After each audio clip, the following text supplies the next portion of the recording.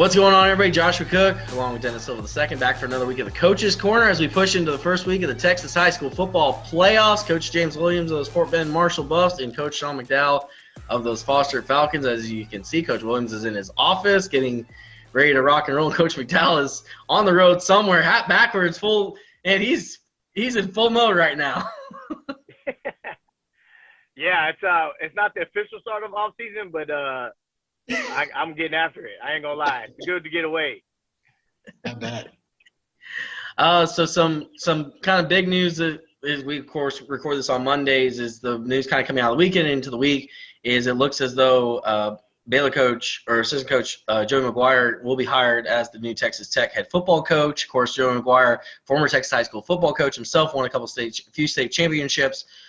For y'all, like, having a guy that has such Texas high school football ties like Joey, what's y'all's relationship with Joey? How much has he, even in his time at Baylor the last 5 years, come around? I'm sure he's been around both of your programs over the last few years. What's been your interactions with Joey McGuire as he's about to be the new Texas Tech head coach?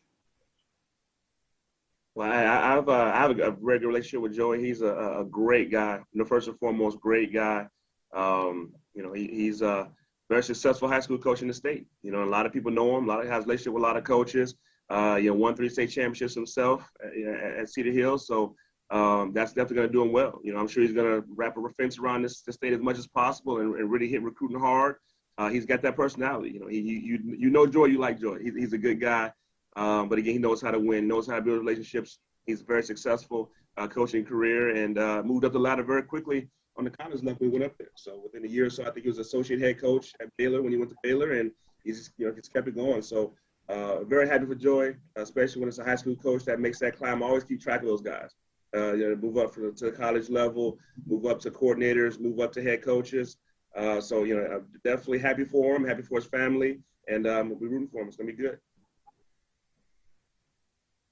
Yeah, I love Joey McGuire. I think he does a great job. A very fiery guy, very knowledgeable. His personality is infectious. It kind of reminds me a lot of James Williams. Just like how everybody just wants to be around him and just super knowledgeable. I met him his days when he was at Cedar Hill. I mean, those guys were good. They won state championship there. I mean, he's infectious. Then my short internship at Baylor a few years ago, I was able to kind of work with them side by side. And, man, I learned a lot from him in just like the 4 or 5 days that I was actually there. So, I mean, I'm fired up for him and his family, excited for, coaches, high school coaches all around, because I think all of us have a little bit of a desire. Some of us have coached in college level and stuff, and he's achieving the dream. And I wish him all the luck. And I know it's going to be a tough gig, but I don't think anybody is a better fit for them than him at this point. So I'm really excited for him. And from just a recruiting standpoint, I mean, Texas High School Coach Association has talked long about, the straight line recruiting involving the Texas high school football coaches. And, I mean, when you have a former Texas high school football coach as the head coach, you would assume that the straight line recruiting is going to be there. I mean, how much does that help in y'all's profession as y'all have these head coaches come in, just that connection he has with Texas high school football? Does it make that building that relationship or continuing that relationship even easier for y'all because y'all just have known him for so long? Well, sure, it definitely does. I mean, the more you trust him, he's going to do it the right way. He's going to build these relationships and mean what he says. And he's going to do the recruiting part the right way as well. I mean, he's the type of guy, he'll try to get to every high school in Texas if he can, in the next 6 months. So, he's going to do it the right way and set his assistant coaches up to recruit heavy in Texas and to get our Texas players. And he knows the value in that, the violation not only with the players but also with the coaches. So, in Texas. So, like I said, couldn't go to a better guy. I believe he's going to do well. Yeah, I think that he's a guy that gets it. He doesn't have to learn how it goes down in Texas. So he's going to know about athletic periods. He's going to know what kids want. He's going to understand the culture of who is looking for what in each school. And he's going to be able to tailor things how he wants it and how things will really be and are in the state of Texas. So I'm excited for him because his learning curve is really, really small. So he's going to be able to get guys that understand areas that are going to go in it's hard to recruit to West Texas, to Lubbock. I've only been there once, and it was like gone through, so it's going to be a challenge for him, but I think he already knows the lay of the land. Not saying the other guys didn't, but it's going to be difficult. But I think he's going to be up for the challenge and do a great job because of that learning curve is going to be so short. For both of you guys, what is not the way to go about recruiting kids in Texas and trying to get relationships with these programs and coaches? And you talked about what he's going to do and what needs to be done. What do you think maybe some people who have tried to establish those things, what do they do wrong? Or what's been something that doesn't work that coaches might try? Well, I think that personally, you'll be much more successful, doing the straight line recruiting. You're going through the high school coach, you're going through the family, as opposed to going through friends, or they call street agents, or 707 coaches, or things like that. Go do it the right way. Go through the high school coach, because we spend the most time with these guys. You have players, and again, 707 is blowing up now. Everybody's doing the spring and the travel 707. Everybody, I understand that, and it's out there, but we're around these kids year round. We know these kids more personally. We know the families more. We know them in the classroom. So my opinion, the right way to go is through the schools and the coaches and the coaching staff, as opposed to other routes. And just be honest with the kids. Just recruit them. Learn them up, love them up, build these relationships with them, and be straightforward. The game is recruiting has changed so very much right now. So you got to prioritize. Are you going to go to the transfer portal? Are you going to recruit junior colleges more? Are you going to get high school players? It depends. You got to have a plan coming in, but do not get away from the high school players. Do not get away from building your program around solid high school players, because sometimes those portal guys are maybe quick fixes, or just situations that didn't work out other places. But to build your core, your program, and keep it strong, in my opinion, stick with the high school coaches, high school players. You may pick and choose a player here and there at the specific need. You may go to junior college for a specific need to go to the portal for, if you've got a player that you like. But definitely high school. Yeah, I would like to agree with that. The same thing, because at the end of the day, we got to put our stamp on those kids, and we're coaching them in football. You can't go outside and play football in another league. There's not select football for high school. Right. You know what I'm saying? So if you really want to watch a kid play football, you're going to have to go to a high school game, or watch his film on Huddle, right? We pay for Huddle, but I don't charge kids to use Huddle, so that's free. You want a transcript? Yeah, that's also free. You know what I'm saying? From us. You want to, you want to come to the school? That's a free thing, free service. So I think, it all starts with the high school coach, and then I use, high school recruiting services that are free to kids, like Texas Sports Recruiting and Next Level Athletes, stuff like that. But I think that it all starts with us, and he's got to have, there's a fine line and a couple of things that, there are that 7-on-7 out there. There are agents out there, but you got to be able to include the high school coach, because he's with them in other aspects of what they do. 7-on-7 is not real football. Working out is working out. But when you go and play, when you go and you actually play the game of football, you better talk to the head coach, recruiting coordinator that has an idea of what this kid's about. And so which mainly will come honestly, and it'll come for free. So, it is what it is. There's a lot of lying going out there. But I've never seen any recruiters. I've never seen any recruiters at a 7-on-7 event. Yeah. And they're not gonna. I know Texas Tech and everybody's not gonna turn away 7-on-7 teams that go on visits and stuff. I know the coaches are gonna do that.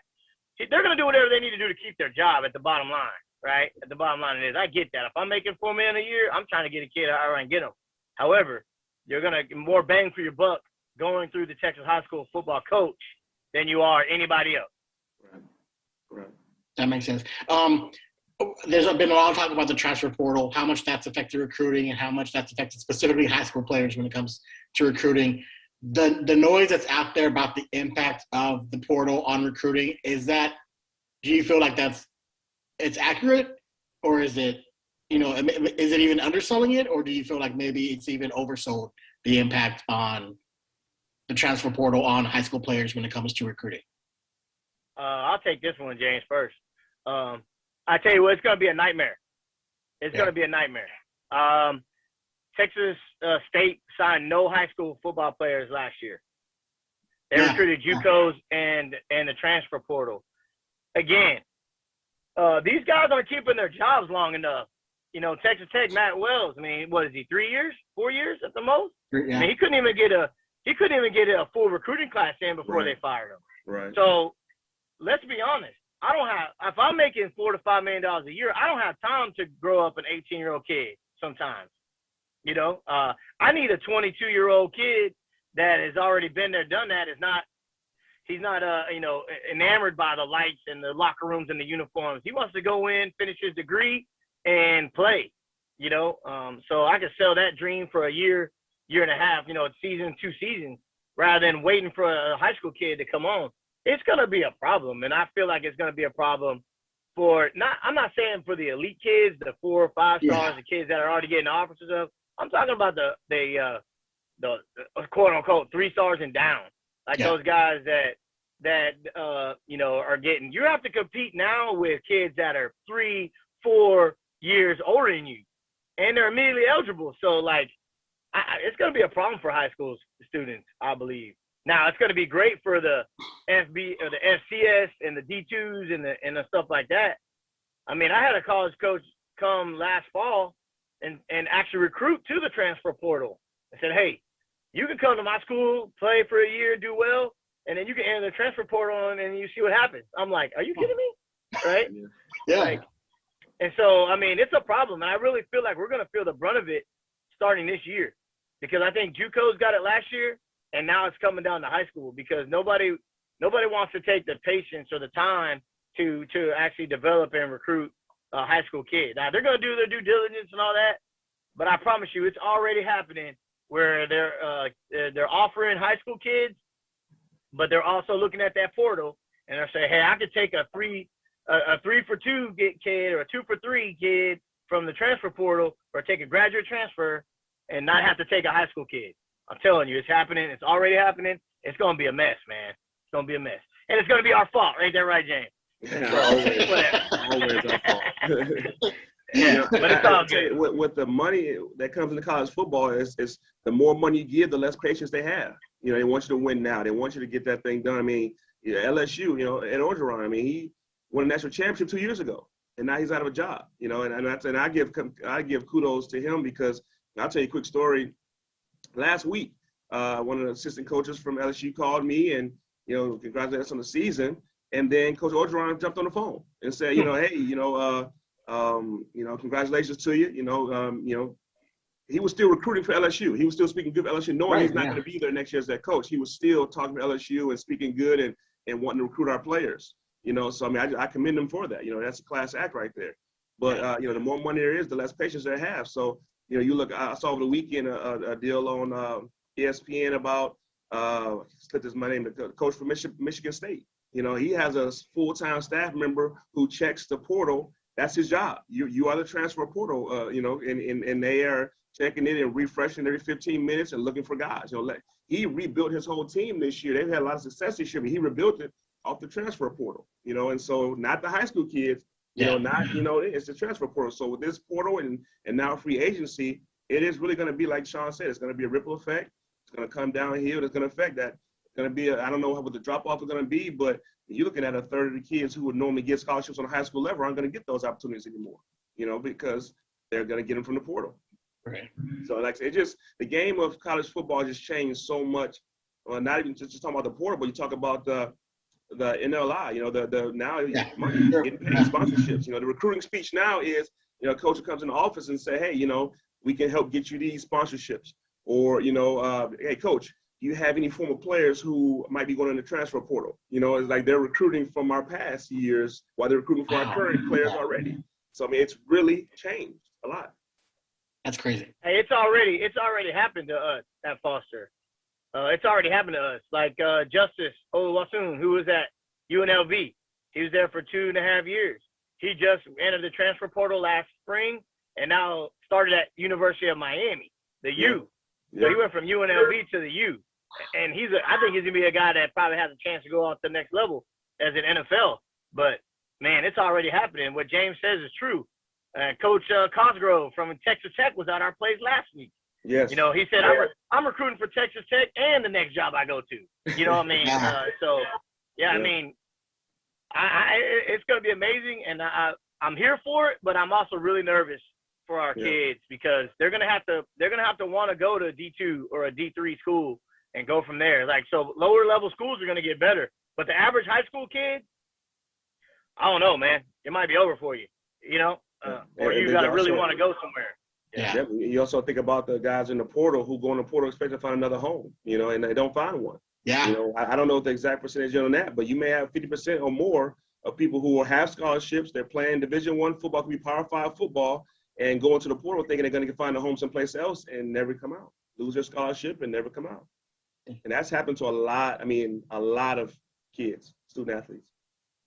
The thing that is also going to affect us in the next few years, I think, is just all the conference realignment that we're seeing. Yeah. I mean, you have the big ones is Texas and Oklahoma. They're going to go to the SEC. We know that. Well, then there's the trickle-down effect of, okay, BYU and UCF and Houston, y'all are going to come into the Big 12 conference. Now you have the University of Houston here in town that can slap the Big 12 logo on their stadium and say, hey, you don't have to leave Houston to play Power 5 football. You can play Big 12 football here in the city of Houston. And then, then you got Rice moving up to Conference USA because you got Sam Houston that went to the WAC, and now Sam Houston is going to, I think, Conference USA.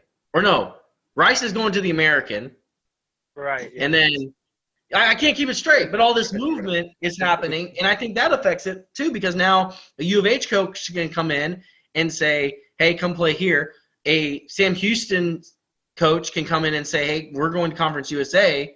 You can come here and play Conference USA football, which is a big step for them. Yeah. I mean, how much does that play a factor? I mean, of what conference you're in, who you play, where you travel. I mean, does the realignment, do you think, affects these kids as well over the next few years, mattering where these colleges land?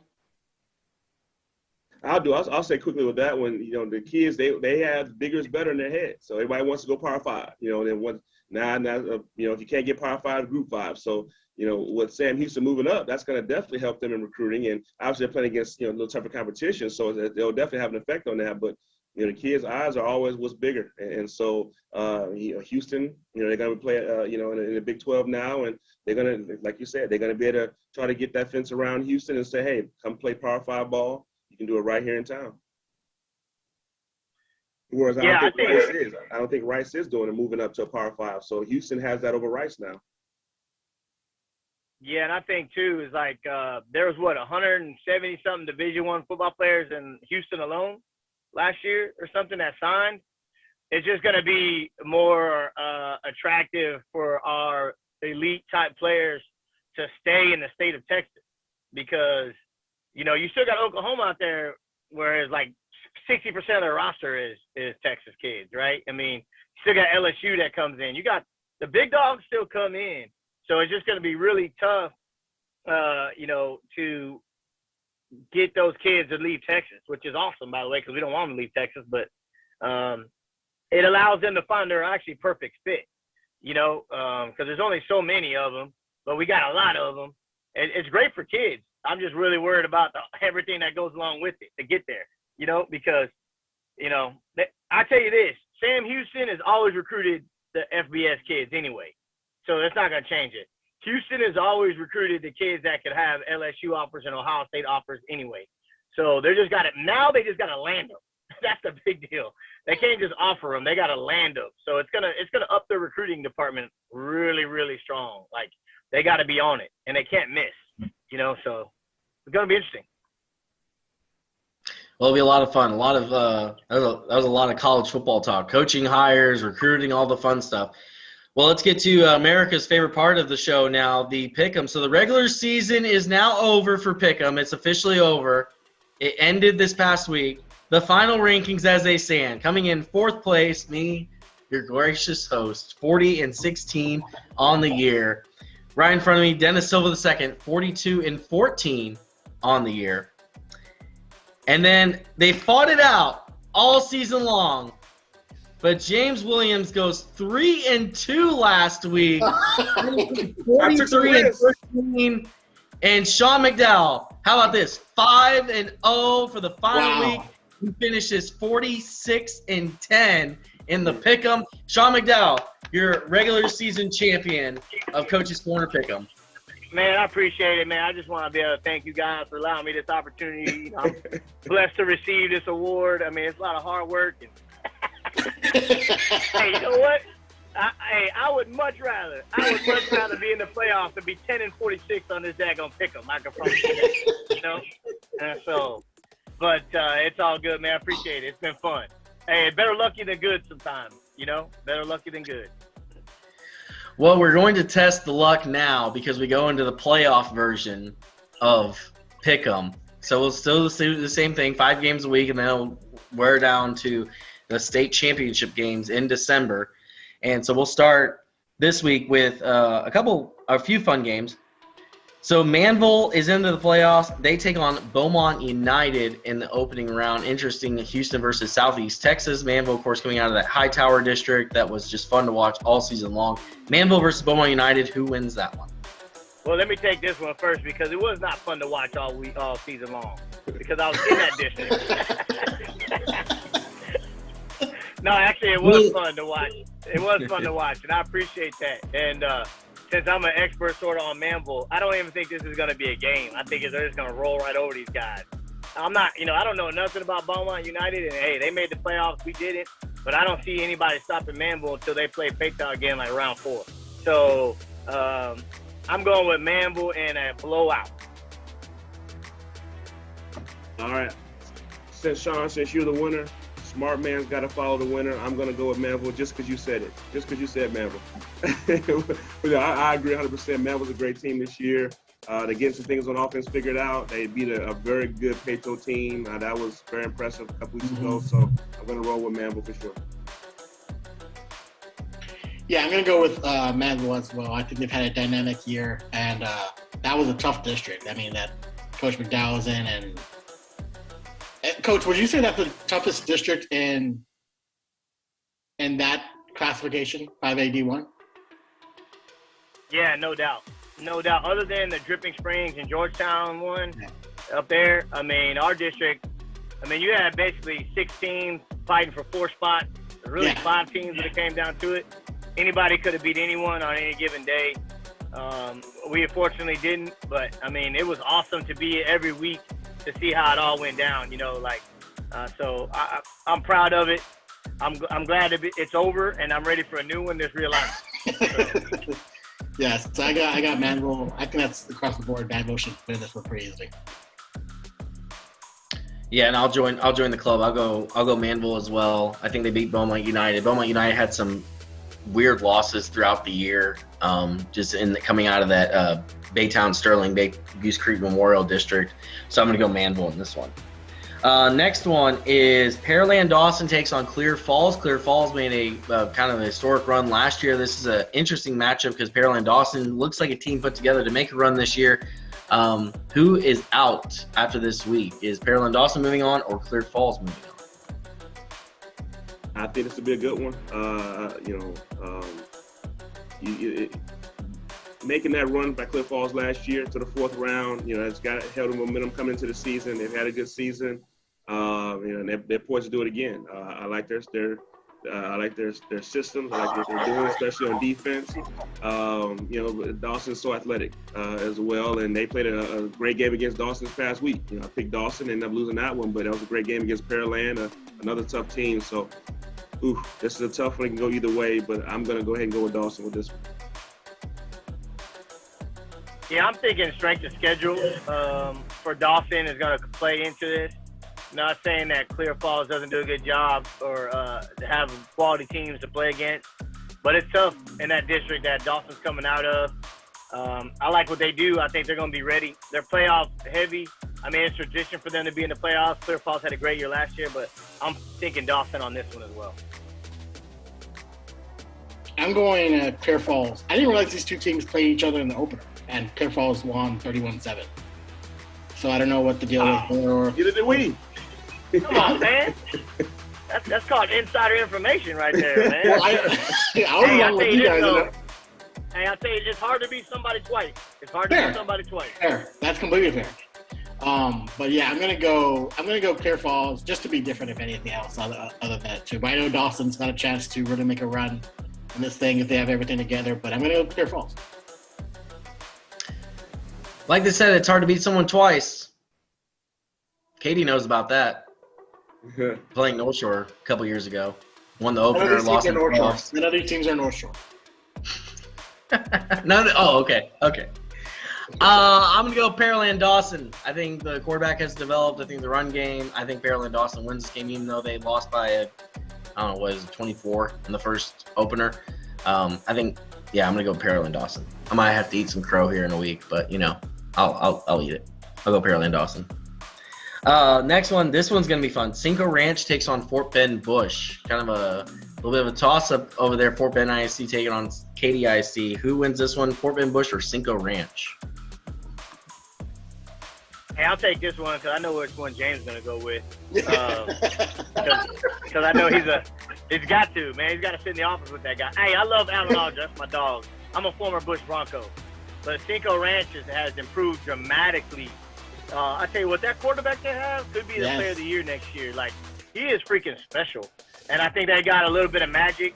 I know Bush struggled throughout the regular season. They've been up and down. Don't score a lot of points, but I really like what Coach Thornton does with that defense. I mean, 4-3 man defense. It's like I'm playing a version of North Shore, not North Shore, but I mean they come at you. But I just think Cinco's gonna have too many athletes. I think it'll be a tough game because Bush does have some dudes in there, and I think they play really well defensively. But I don't think they have enough on offense to keep Cinco down, so I'm gonna go with Cinco. That's a good one as well because I know the defense for Bush is playing very, very tough right now. Those guys, again, they're going to get in your face. They're going to challenge you. They're big up front. They're playing very good. And you're right. The question is going to be offensively. Can they get put together offensively versus Cinco Ranch? Cinco Ranch may be a little more polished on both sides of the ball.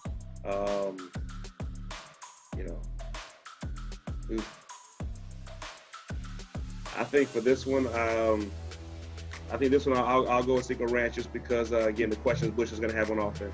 I'll go with Cinco Ranch on this one. Okay, man, did not see that one coming. Man. They might take his Fort Bend badge. Hopefully teams are watching this. Yeah. They took mine. I came across this house with water. Oh, man. Jeez. Okay, so I want to say Cinco Ranch, but I think it's going to be close. I think it could go to overtime. I don't know if Cinco Ranch can run the ball that well. I think if they can't, that's going to be tough because George Ranch is going to get to the quarterback. And he's going to have to make some quick decisions. And he can. He's got terrific receivers. Cinco Ranch's defense is better. I think Bush's defense is better, though. Cinco Ranch's defense is markedly improved over last year. But I just don't know if Cinco Ranch can run the ball enough to make Bush respect the run game. And I'm going to go with Cinco Ranch, but I could see myself maybe eating some crow on this one, too. Yeah, I mean, Cinco Ranch, they got Gavin Rutherford at quarterback. He's passed like 2,200 yards. But both teams kind of had like this kind of up and down kind of season. Like, Cinco Ranch came out so hot, and then, Fort Bend Bush, they played some good games this season, and they come into the playoffs, with a couple of big wins over the last few weeks. The only thing is they come in kind of struggling a little bit against bigger teams like Ridge Point, which I think you can kind of may compare Ridge Point to Cinco Ranch in a way just because of the quarterback play, Bird Manuel Jr. To Gavin Rutherford. So I'm going to go Cinco Ranch. I think Cinco Ranch wins this game just by the quarterback play. I think Bush's defense is not going to be enough to slow that down. I think that's where the difference is going to be. Next game is Cypress Park takes on Tomball. Tomball 7-3 on the year. Cypress Park, they did what they did. I think 9-1 on the year. Harold Perkins Jr. over there, or Harold Perkins over there. So let's talk about this one. Cy Park against Tomball. I'll I'll take Cy Park with this. I mean, I think they're rolling really, really good right now. They had a stumble a few weeks ago, but the way they're rolling on offense, 2,000-yard rushes out there, and defensively they're strong. I mean, I just think, with the system they're running, it takes adjustment to get ready for that. But I think my decision is going to be more about Cypress Park as opposed to their opponent, because I really believe they're rolling pretty good right now, and I think they're going to keep this rolling. So I'm going to go with Cy Park. Yeah, I'm also going to go with Cy Park. Man, I love watching their wing T offense just get after people. They got 2 running backs that can just go, and they're interchangeable. You don't even know where they're at. They're coming in. I think the quarterback does a great job managing, too, because he's also a threat. But golly, they're tough, and they're a tough out in like less than a week to prepare. I know Tomball's really good. I really like their quarterback too. He can do kind of it all. But man, I just think Cy Park is rolling, and I'm excited to watch this one go down. So I might even go to this one. So I'm taking Cypress Park in this one. Yeah, I got Cypress Park for same reasons Coach McDowell said. It's tough to prepare for an offense like that on a week when you're not used to seeing it, and you have any side of misalignments against that offense, you can be in for a long night. So that's tough to deal with. It's kind of like when Katie has the I formation, and you have to prepare for that when you're used to all these spread teams. Kind of the same thing and same theory. So I'm going to go with Cy Park, although I think Tomball's very good. I think they can keep it close, but I think Cy Park's got what it takes to get this one. Yeah, Cy Park has 3 running backs that have combined for over 2,500 yards, that have combined to hit the end zone 33 times this season. And between those 3, they've combined for 1,200-plus yard performances. Tomball does not have the defense to slow that down. There's not a lot of people in the state that have the defense to slow that down. I mean, Harold Perkins and the thing is, Perkins is on both sides of the ball, too. He's going to hurt you on the defensive side where he's being really recruited is at the linebacker position. And then he can hurt you on the offensive side of the ball. And plus, their quarterback, I think, is almost passed for 1,000 yards. So I'm going to go Cy Park in this one. I think Cy Park takes it, and I think Cy Park could see a little run here in the playoffs. The last one, this is going to be fun. The Woodlands takes on Spring this week in the playoffs. Spring, this is a rematch from last year. Of course, the Woodlands lost that game. Spring trying to make that deep run again. Mabry Matower, after their win last week, called this the revenge game. On Twitter, called it the revenge game. So we got that fire for Spring to get all fired up about. So there we go. Woodlands versus Spring. Who wins and moves on? Do we have a scouting report on the quarterback at Spring? Is he good, or is he good to go? As far as I know, he's good to go. I haven't heard anything about Bishop Davenport not being good to go. So, well, I'm going to go with Spring because I think they're rolling. I know the Woodlands has improved every week, and they're playing some really good ball, but I like Spring in this one. I just feel like they're a little bit of a team of destiny. They got something to prove. I know they've dropped a couple, especially to Westfield, but I think they're on their way up, so I'm going to go with Spring. Yeah, I'm agreeing with Sean with that. I'll go with Spring as well. Led by their defense, of course, quarterback being there and spreading it out and throwing the ball and doing the things that they do offensively. I think their defense is better than Woodlands. The Woodlands, they're coming on. They won their district. They were undefeated in district. I think they're giving up more points, definitely more points on the defensive end.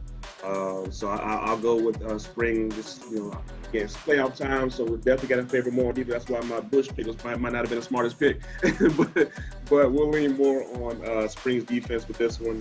This game.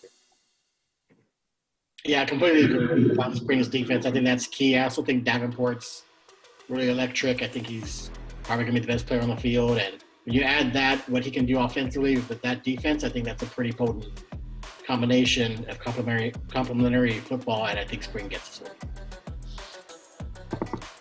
Yeah, I mean, a lot of people that talk about this game, they look at the Woodlands, and one of their losses was to Bridgeland early in the season. They only lost by 4. They got into that back and forth with Bridgeland, and people were thinking, okay, maybe that's like the team that we can. And then they only lost by a touchdown to Katy. So like Woodlands is right there, but I don't think they're quite there. I think Mabry needs another year. I think Spring wins this. I think it's a close game.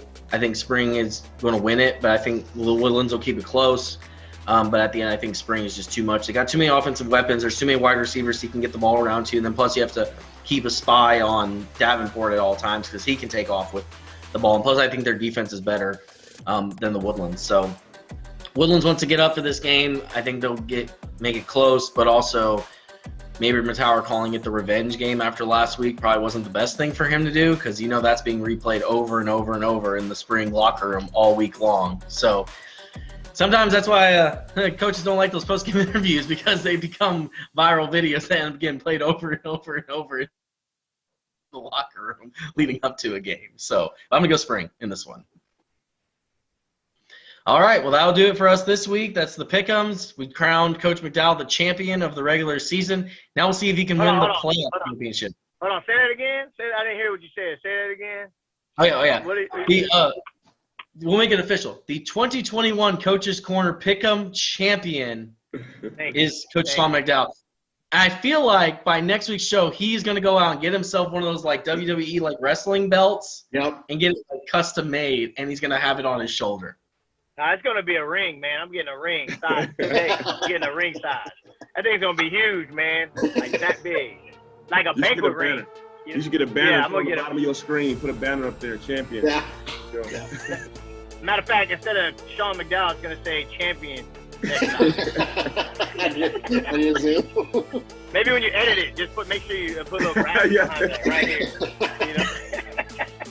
I'll send the note to our editor. That's just around your video. Anytime you pop up, there's just gonna be a frame, champion. A banner, a crown, whatever you want to put. It doesn't matter. He's not picky. Yeah. All right. Well, we appreciate everybody tuning in every single week. We're here every Wednesday, 6 o'clock. We'll keep this going throughout the entire postseason, and we will count it down to the state championship games in December in AT&T Stadium. We'll see everyone next week.